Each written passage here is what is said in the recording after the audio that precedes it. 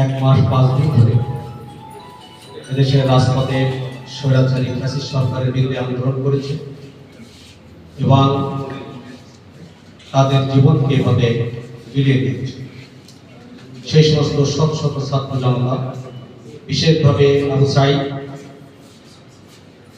যিনি রংপুরের মাটিতে পুলিশের গুলির মুখে বুক পেতে দিয়ে গুলিকে বুকে ধারণ করে শহীদ হয়েছিলেন এবং এদেশের তরুণ প্রজন্মকে এই দেশের জন্য ফ্যাসিবাদের বিরুদ্ধে দেশের মানুষকে মুক্ত করার জন্য জীবন দেওয়ার ক্ষেত্রে উদ্বুদ্ধ করেছিলেন।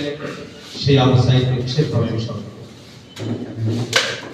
সম্মানিত সাংবাদিক ভাইরা, আমরা আজকে মতগুলো সবাই আপনাদের কাছ থেকে কথা শুনেছি, আমরা আমাদের অনেকে কথা বলেছে। আজকে ছাত্র জনতার আন্দোলনটা কেন হয়েছিল, প্রেক্ষাপটটা কি ছিল, সেটা আমরা সবাই জানি। বাংলাদেশে 15টা বছর ধরে, 15 বছরের কয়েক মাস বেশি যারা ক্ষমতায় ছিল, এদেশের মানুষের কথা বলার কোনো অধিকার ছিল না, ভোটের অধিকার কেড়ে নেওয়া হয়েছিল। এদেশের হাজার হাজার মানুষকে ক্রস ফায়ার বিভিন্নভাবে তারা হত্যা করেছে। এদেশের অর্থনৈতিক ব্যবস্থাকে তারা ধ্বংস করেছে, বিভিন্ন ব্যাংকে তারা লুট করেছে, বিদ্যুৎ খাতেও হাজার হাজার কোটি টাকা লুটপাট করেছে। এদেশের মানুষকে তারা ক্যান্টনমেন্টে যে আয়না ঘর, শুধু আয়না ঘর না, গোটা দেশবাসীকে তারা আয়না ঘরে পরিণত করেছে। গোটা দেশের মানুষকে তারা, বিরোধী দলের যত মানুষ বাংলাদেশে বসবাস করে সবাইকে তারা কারাগারে এক প্রকার বন্দী করেছে। এদেশের রাজনৈতিক দলের নেতৃবৃন্দের বিরুদ্ধে হাজার হাজার মামলা দিয়েছে, কয়েক কোটি মানুষ মামলার আসামি। আমাদের যশোরে বাংলাদেশ জামাত ইসলামের বিরুদ্ধে 1000 মামলা আছে।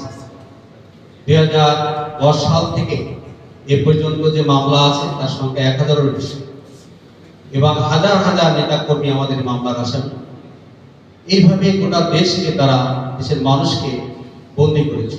বিশেষভাবে আমরা সবসময় কথা বলবো এবং বলেছি, বাংলাদেশ জামাত ইসলামীর প্রিয় নেতা মাওলানা মতিউর রহমান নিজামী, আপনারা অনেকেই দেখেছেন, আমরা অনেক কাছের থেকে দেখেছি। আলী হাসান মোহাম্মদ মুজাহিদ, আব্দুল কাদের মোল্লা, কামরুজ্জামান এবং মীর কাসেম, বিশেষ করে মীর কাসেম আলী বাংলাদেশের ইসলামী ব্যাংকের প্রতিষ্ঠাতা। বাংলাদেশের মানুষকে সুদমুক্ত করার জন্য, দেশের অর্থনীতিকে সমৃদ্ধিশালী করার জন্য তার চিন্তা চেতনা এদেশে ইসলামী ব্যাংক প্রতিষ্ঠা হয়েছিল। তাকেও পরিকল্পিতভাবে মিথ্যা মামলায় জড়িয়ে হত্যা করা হয়েছিল। আমাদের এদেশের কোটি কোটি মানুষের হৃদয়ে যার নাম আল্লামা দেলোয়ার হোসেন সাঈদী, যাকেও মিথ্যা মামলা দিয়ে আমৃত্যু কারাদণ্ড দিয়ে প্রায় 13টা বছর কারাগারের ভিতরে রাখা হয়েছিল। আমরা সবাই জানি তার সাক্ষী একজন হিন্দু ভদ্রলোক বিশাব আলী, যখন সাক্ষী দিতে গিয়েছিল ট্রাইব্যুনালের গেট থেকে তাকে কিডন্যাপ করা হয়েছে, তাকে গুম করা হয়েছে এবং 1 বছর পরে তার পরিবার তাকে কলকাতার আলিপুর কারাগারে, ঢাকা থেকে কলকাতার আলিপুর কারাগারে তারা নিয়েছে। তার পরিবার খুঁজে খুঁজে কলকাতার আলিপুর কারাগারে তাকে পেয়েছে। আমরা এটা বলবো যে আমাদের এই নেতৃবৃন্দ মিথ্যা মামলায় জড়িয়ে জুডিশিয়াল কিলিং করা, আল্লাহ রাব্বুল আলামিন তার পাপের প্রায়শ্চিত্ত এসকে সিনহা দেশ থেকে বিতাড়িত হয়েছে এবং সব থেকে বেশি ভূমিকা নিয়েছিল বিচারপতি শামসুদ্দিন মালিক। তার অবস্থা আপনারা দেখেছেন, আমাদের কান্না আসে তার অবস্থা থেকে। আমি নিজেই, আমার খুব খারাপ লাগছিল যে এই বিচারপতি কলার পাতা করে শুয়ে আছে এবং তাকে এত বেদমভাবে সাধারণ পাবলিক পিটাইছে, মানে এত বেইজ্জতি হয়েছে যে আল্লাহ রাব্বুল আলামিন পরিণত পক্ষে এদেরকে বেইজ্জতি করেছে। আমাদের নেতৃবৃন্দকে হত্যা করে বাংলাদেশ জামাত ইসলামীকে নিষিদ্ধ করা যায়নি, বন্ধ করা যায়নি। বাংলাদেশ জামাত ইসলামীর এই শাসকের সময় 5 থেকে 550 কর্মীদেরকে ক্রস ফায়ার অভিনয় হত্যা করা হয়েছে। আমরা জানেন সাইদ সাহেবের রায়ের একদিনে 127 জন জীবন দিয়েছে। এভাবে নেতৃবৃন্দকে হত্যা করা, কর্মীদেরকে হত্যা করা, গুম করার মাধ্যমে বাংলাদেশ জামাত ইসলামী যে 15 বছর নির্যাতিত নিষ্পেষিত হয়েছে, বাংলাদেশ জামাত ইসলামীর কাজ কিন্তু বন্ধ ছিল। আমরা একটা কথা সবসময় বলি, জামাত ইসলামীকে হত্যা করে নির্যাতনকে জামাত বন্ধ করা যায় না। জামাতের নতুন নেতৃত্ব তৈরি হয়েছে এবং তারা বাংলাদেশের আপামর জনতার কাছে জামাতের দাওয়াত পৌঁছে দেওয়ার জন্য বিগত 15 বছর ধরে সামাজিক কাজের মাধ্যমে জামাত ব্যাপক চেষ্টা করছে।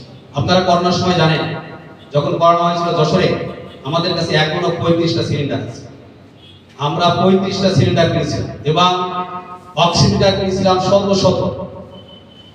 এই সমস্ত অক্সিমিটার এবং সিলিন্ডার কোনো দলের জন্য ছিল না। আমরা বলেছিলাম দল মত নির্বিশেষে, হিন্দু হোক আমলি হোক যে করোনায় আক্রান্ত হলে তার পাশে সিলিন্ডার নিয়ে যেতে হবে, অক্সিমিটার দিতে হবে এবং তাদের সেবা দেওয়ার জন্য সর্বোত্তম চেষ্টা করতে হবে। আমরা কিন্তু বাংলাদেশ জামাত ইসলামী যশোর শহরে সারা দেশে সর্বাত্মকভাবে জনগণের পাশে থাকার জন্য আমরা চেষ্টা করছি। বাংলাদেশ জামাত ইসলামী এই যে নির্যাতিত নিষ্পেষিত হয়েছে, এর পরিপ্রেক্ষিতে ছাত্র জনতার ঐক্যবদ্ধ আন্দোলন, যে আন্দোলনে বাংলাদেশ জামাত ইসলামের অনেক ভূমিকা ছিল। ফ্যাসিস্ট শেখ হাসিনা বুঝতে পেরে যে আন্দোলনটা কিভাবে হচ্ছে, কেন হচ্ছে, কারা করছে, এই আন্দোলনের পিছন থেকে জনগণকে এখানে নামিয়ে দেওয়ার ব্যাপারে উৎসাহিত করছে কারা, আর্থিক যোগানদাতা কারা, তাদেরকে হাসপাতালে ট্রিটমেন্ট করার ক্ষেত্রে কারা টাকা দিচ্ছে, এটা তাদের কাছে অস্পষ্ট ছিল না।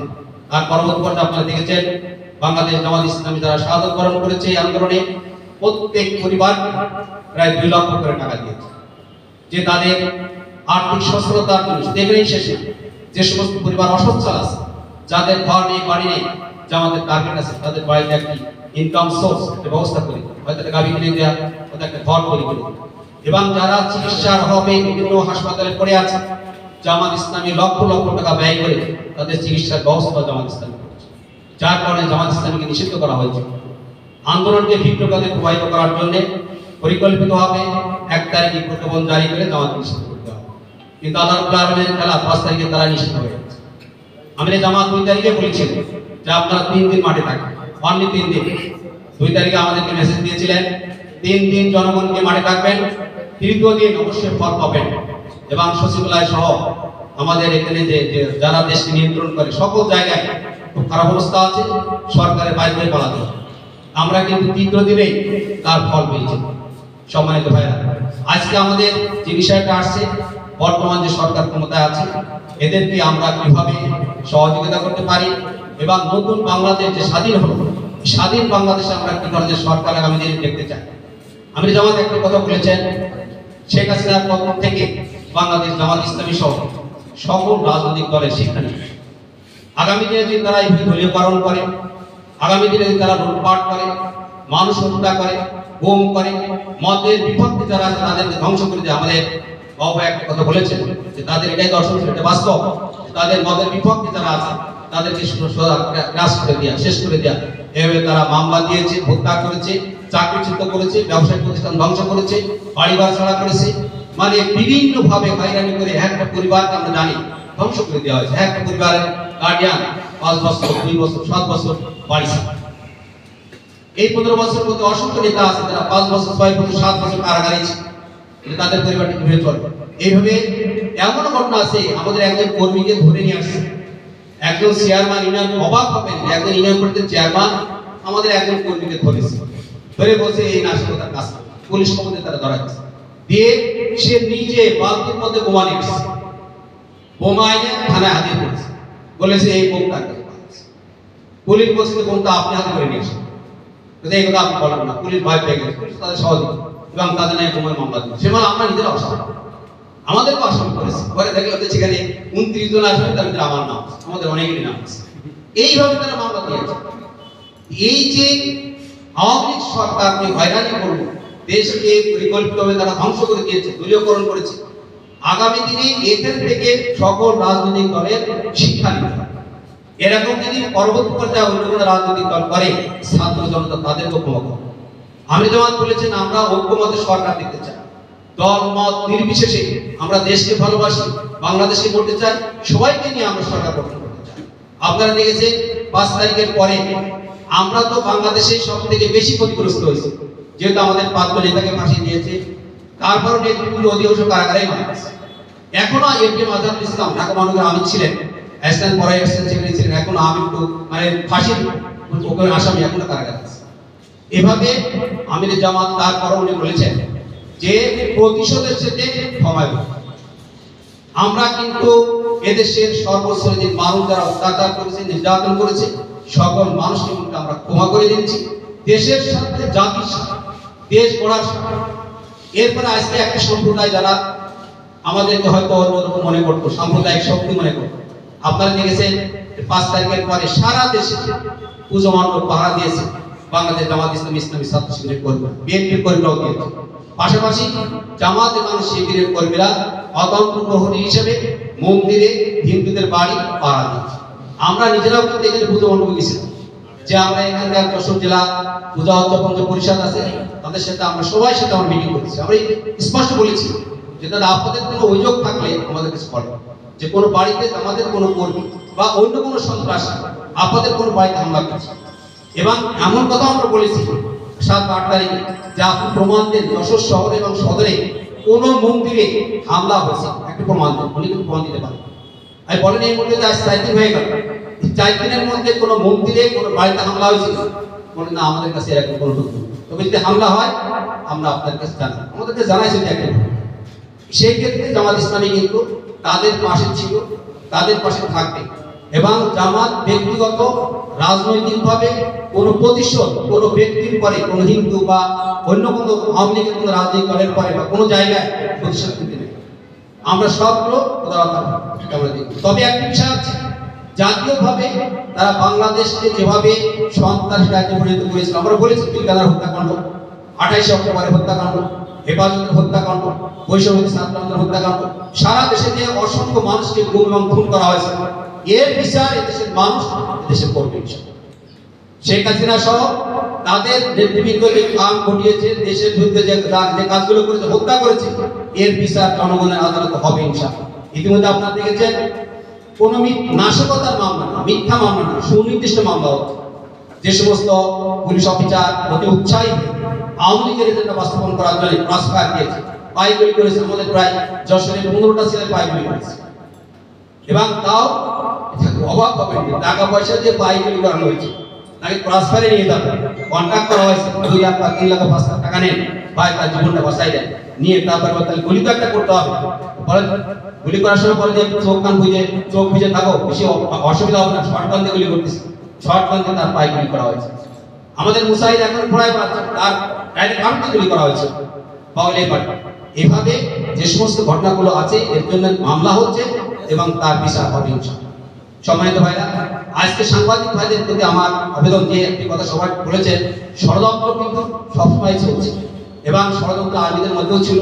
আল্লাহর অশেষ রহমত, দেশপ্রেমিক সেনাবাহিনী, বাংলাদেশের সেনাবাহিনীদের দেশপ্রেমিক, এটা কিন্তু তারা আবার প্রমাণ করছে। এই আন্দোলন পরে আসে দেশকে টিকাপ করেছে এবং সেনাবাহিনী যারা যেখানে হাসিনার মদতপুষ্ট ছিল তাদেরকে পরিকল্পিতভাবে সেখান থেকে তারা সরিয়ে দিয়ে সেনাবাহিনী জনগণের পাশে আছে। এরপরে জুডিশিয়ালকে ক্লিন করার চিন্তা ভাবনা ছিল, ষড়যন্ত্র করেছিল, সেটাও ছাত্র জনতা, প্রধান বিচারপতি সহ সুপ্রিম কোর্টে যারা বিচারপতি তাদের বিরুদ্ধে ঘেরাও করে সেটাও প্রতিরোধ করেছে। সব থেকে বড় ষড়যন্ত্র ছিল আমাদের হিন্দু সম্প্রদায়ের ভাই বোন, তাদেরকে আমলি পরিকল্পিত ব্যবহার করেছে, আমলি তাদের দ্বারা ব্যবহৃত হয়েছে। কিন্তু তাদের যে ষড়যন্ত্র ইউরোপিয়ান ইউনিয়ন, আমেরিকা বাইরে কিন্তু এটা গিলিনি। তারা দেখেছে তদন্ত করে যে সমস্ত, এমনকি ভারতের বিভিন্ন মিডিয়াগুলো তদন্ত করেছে এবং তারা দেখেছে যে 100টা ঘটনার মধ্যে হয়তো 2-1টা সত্য, আর বাকিগুলো সবই মিথ্যা, বানোয়াট ভিত্তিহীন ভিডিও তৈরি করে ছেড়ে দেওয়া হয়েছে। যার কারণে তাদের এই ষড়যন্ত্র কিন্তু ব্যর্থ হচ্ছে। আওয়ামী লীগ হিন্দুরা যে সমাবেশ করেছে সেখানে তাদেরই ছাত্রলীগের ক্যাডার আছে এবং তাদের ষড়যন্ত্র আল্লাহর উপর ব্যর্থ করে দিয়েছে। সর্বশেষ বলেছে যে আনসাররা সচিবালয়ে আরেকটা পিলখানা তৈরি করতে চেয়েছে, আরেকটা পিলখানা তৈরি করতে চেয়েছে ছাত্র জনতার ঐক্যবদ্ধ প্রতিরোধে, এবং সেনাবাহিনী গেছে সেটাও ব্যর্থ হয়েছে। এমনভাবে তারা কিন্তু বসে নেই। আজকে ভারত দেখেছেন গতকালকে মোদী আমেরিকার প্রেসিডেন্টের সাথে ফোন আলাপ করেছে, সেখানে বাংলাদেশের বিষয় আছে মেন, বাংলাদেশের বিষয়টি মেন করেছে। তবে আমরা বলতে চাই আজকে এই সরকারের প্রধান যিনি আছেন, আন্তর্জাতিক খ্যাতিসম্পন্ন একজন ব্যক্তি, নোবেল প্রাইজ প্রাপ্ত, সারা বিশ্বে তার পরিচয় পরিচিতি আছে, এমন একজন ব্যক্তি এই সমস্ত বিষয়গুলো মোকাবেলা করার জন্য উনি চেষ্টা করবেন এবং চেষ্টা করছেন। আমরা আজকে সাংবাদিকদের ভাইদের বলতে চাই যে দেশ গড়ার ক্ষেত্রে আজকে যারা ক্ষমতায় আছে, দেশকে বিশেষ করে একটা ফেয়ার ইলেকশন দিতে গেলে যেটা প্রয়োজন, সেই প্রয়োজনের সময় তারা নিচ্ছেন এবং সেইটার ভাবে তারা কাজ করছেন। যে টোটালি প্রশাসনকে দলমুক্ত করা, দুর্নীতিমুক্ত করা, সকল জায়গায় আপনারা দেখতে পাচ্ছেন দলমুক্ত করার জন্য, প্রিপেয়ার ইলেকশন দেওয়ার জন্য, জনগণ যাতে নির্বিঘ্নে ভোট দিতে পারে, রাতের ভোট যাতে দিনের ভোট যাতে রাতে না হয়, সেই ব্যবস্থার জন্য তারা সর্বোত্তম চেষ্টা করে যাচ্ছে। সাংবাদিক সমাজ, আমাদের একটা কথা এখানে আকরাম বলেছে, আমরা অতটা বলতে চাই না, আগে বলেছি বাংলাদেশ জামাত ইসলামী অতীতে 15 বছরে কোথায় কি ঘটলো, কোথায় কি হয়েছে, আমরা এগুলো সব ক্ষমার দৃষ্টিতে দেখতে চাই। আমরা সব কিছু ক্ষমার দৃষ্টিতে দেখতে চাই, কারণ এদেশ আমাদের, এদেশকে আমরা করতে চাই, এদেশে আমরা ইনসাফ ভিত্তিক, আমাদের প্রেসিডেন্ট আমরা বলেছেন যে সাম্য, মৈত্রী এবং ইনসাফের ভিত্তিতে দেশ তৈরি করার জন্য স্বাধীন দেশ আমরা স্বাধীন করেছিলাম। ইনসাফ ভিত্তিক একটি স্বাধীন সার্বভৌম দেশে গড়ার জন্য বাংলাদেশ জামাত ইসলামী চেষ্টা করে। তাদের এখানে দলমত নির্বিশেষে সবাই ঐক্যবদ্ধ হয়ে এটা করতে হবে। তবে দেশকে ভালোবাসতে হবে, দেশের স্বাধীনতা সার্বভৌমত্ব ভালোবাসতে হবে, অপারের কোথায় নাচতে হবে না। আমাদের এক গ্রুপ যারা ভারতের কোথায় নাচে, ভারতের কথা মতো তারা চলবে, আমরা ভারতের কথা মনে, আমরা দেশকে ভালোবাসবো, দেশের জনগণকে নিয়ে ঐক্যবদ্ধের ভিত্তিতে সরকার গঠন করবো। আমাদের দেশ ছোট হলো, জনগণ 18 কোটি, আমরা যদি একটা ঐক্যবদ্ধ সরকার গঠন করতে পারি, দেশের মানুষের যদি ঐক্যবদ্ধতা থাকে, ভারত আমাদের কিছুই করতে পারে, ভারত আমাদের কিছুই করতে পারে। আমাদের দেশে সম্পদ আছে, আমাদের দেশের কোটি কোটি মানুষ বাইরে থাকে, তারা বিদেশ থেকে যে টাকা পাঠায়, যথেষ্ট দেশ সুখী সমৃদ্ধিশালী হতে পারে। তবে আমাদের দেশ আমাদের ভালোবাসা। যাও, আমি সবাইকে সর্বশেষ কথা বলতে চাই, বাংলাদেশ জামাত ইসলামী বাংলাদেশের মাটিতে ন্যায় এবং ইনসাফ ভিত্তিক সমাজ কায়েম করতে চায়, যেটা কোরআন এবং সুন্নাহর ভিত্তিতে। অনেক হয়তো ভয় পায় যে কোরআন সুন্নাহর ভিত্তিতে যে একটি ইনসাফ ভিত্তিক সমাজ কায়েম হয়, এই দেশে বিদেশে বিধর্মী যারা আছে, ভিন্ন দলের লোক যারা আছে, তারা বসবাস করতে পারবে কিনা। আসলে আমরা খোলাফায়ের আসনের দিকে চলে যেতে চাই। খলিফাতুল মুসলিমিন ওমর ইবনে খাত্তাব যখন শাসক ছিলেন, তখন সেখানেও কিন্তু খ্রিস্টান ছিল, সেখানে কিন্তু ইহুদি ছিল। সর্বোচ্চ দিন মানুষ তাদের মৌলিক অধিকার সেখানে খলিফাদের কাছ থেকে বুঝে নিয়েছে, খলিফাদের কাছ থেকে বুঝে নিয়ে কোরআন সকল মানুষের মৌলিক অধিকারের গ্যারান্টি দিয়েছে। তার শিক্ষার অধিকার, তার বাঁচার অধিকার, চিকিৎসার অধিকার, তার খাওয়ার অধিকার, সকল অধিকার কোরআন প্রত্যেকটা মানুষকে নিশ্চিত করেছে, সে হিন্দু হোক, সে বৌদ্ধ হোক, সে খ্রিস্টান হোক। এজন্য আমরা কোরআনের দিক থেকে ন্যায় এবং ইনসাফ সমাজ কায়েম করার জন্য বাংলাদেশ জামাত ইসলামী এগিয়ে যাচ্ছে। এর জন্য এদেশের জনগণের কাছে বাংলাদেশ জামাত ইসলামী তার দাওয়াত পেশ করছে। সোশ্যাল ওয়ার্কের মাধ্যমে জনগণের পাশে দাঁড়াবার জন্য বাংলাদেশ জামাত ইসলামী ব্যাপকভাবে চেষ্টা করে যাচ্ছে। আজকে যারা এখানে উপস্থিত আছেন, আমি আপনাদের সবাইকে ধন্যবাদ জানাচ্ছি, মোবারকবাদ জানাচ্ছি, এবং বাংলাদেশ জামাত ইসলামী যশোর শহর সংগঠন জেলার পক্ষ থেকে আবারও ধন্যবাদ মোবারকবাদ জানিয়ে আমি আমার বক্তব্য শেষ করছি। আল্লাহ হাফেজ।